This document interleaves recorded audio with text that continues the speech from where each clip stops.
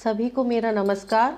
जैसा कि आप लोग जानते हैं कि 15 नवंबर को बिरसा मुंडा जयंती मनाई जाती है। भारतीय इतिहास में बिरसा मुंडा एक ऐसे नायक थे जिन्होंने भारत के झारखंड में अपने क्रांतिकारी चिंतन से 19वीं शताब्दी के उत्तरार्ध में आदिवासी समाज की दशा और दिशा बदलकर नवीन सामाजिक और राजनीतिक युग का सूत्रपात किया। काले कानूनों को चुनौती देकर बर्बर ब्रिटिश साम्राज्य को सांसत में डाल दिया।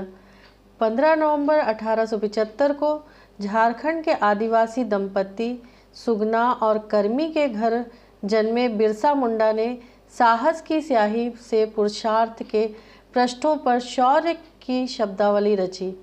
उन्होंने हिंदू धर्म और ईसाई धर्म का बारीकी से अध्ययन किया तथा इस निष्कर्ष पर पहुँचे कि आदिवासी समाज मिशनरियों से तो भ्रमित है ही, हिंदू धर्म को भी ठीक से ना तो समझ पा रहा है ना ग्रहण कर पा रहा है। बिरसा मुंडा ने महसूस किया कि आचरण के धरातल पर आदिवासी समाज अंधविश्वासों की आंधियों में तिनके से उड़ रहा है और आस्था के मामले में भटका हुआ है। उन्होंने यह भी अनुभव किया कि सामाजिक कुरीतियों के कोहरे ने आदिवासी समाज को ज्ञान के प्रकाश से वंचित कर दिया है। धर्म के बिंदु पर आदिवासी कभी मिशनरियों के प्रलोभन में आ जाते हैं तो कभी ढकोसलों को ही ईश्वर मान लेते हैं। भारतीय जमींदारों और जागीरदारों तथा ब्रिटिश शासकों के शोषण की भट्टी में आदिवासी समाज झुलस रहा था। बिरसा मुंडा ने आदिवासियों को शोषण की नाटकीय यातना से मुक्ति दिलाने के लिए उन्होंने 3 स्तरों पर संगठित करना आवश्यक समझा। पहला तो सामाजिक स्तर पर, ताकि आदिवासी समाज अंधविश्वासों और ढकोसलों के चंगुल से छूटकर पाखंड के पिंजरे से बाहर आ सके। इसके लिए उन्होंने आदिवासियों को स्वच्छता का संस्कार सिखाया, शिक्षा का महत्व समझाया, सहयोग और सरकार का रास्ता दिखाया। सामाजिक स्तर पर आदिवासियों के इस जागरण से जमींदार, जागीरदार और तत्कालीन ब्रिटिश शासन तो बौखलाया ही, पाखंडी झाड़ फूंक करने वालों की दुकानदारी भी ठप हो गई। यह सब बिरसा मुंडा के खिलाफ हो गए। उन्होंने बिरसा को साजिश रचकर फंसाने की काली करतूतें प्रारंभ की। यह तो था सामाजिक स्तर पर बिरसा का प्रभाव।